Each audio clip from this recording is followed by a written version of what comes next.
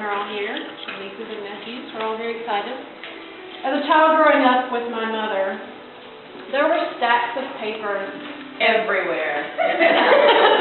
Pictures, books, always an internet site. She was always reading off some fact that she thought we would think was riveting, when in fact we were rolling our eyes behind her back. Well, fast forward to today, and we are incredibly proud of what she's accomplished. It's a great book, and she's written it with a lot of love and care. And we want to thank you for coming and sharing in this big event for her today.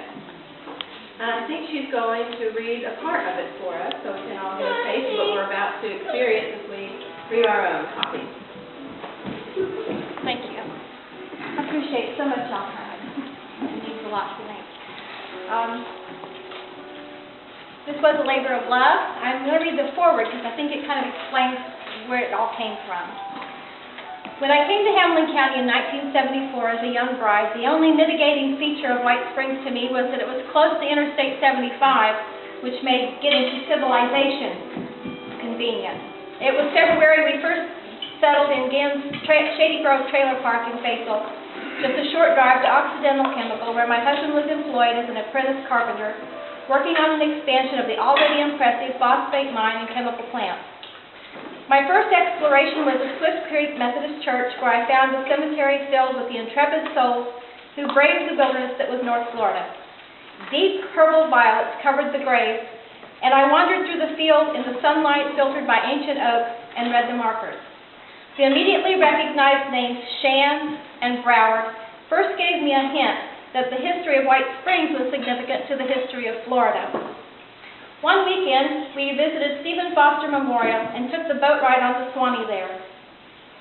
Our boat captain was Mr. Willie Guy Turner, and he regaled us with our first stories about the colorful past of White Springs and some of the folklore of the river.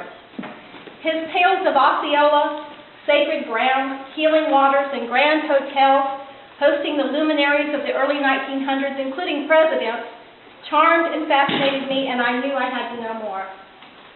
I began, as amateur history buffs often do, with genealogy, researching my husband's paternal relatives who left Hamilton County for Taylor County early in the 1900s.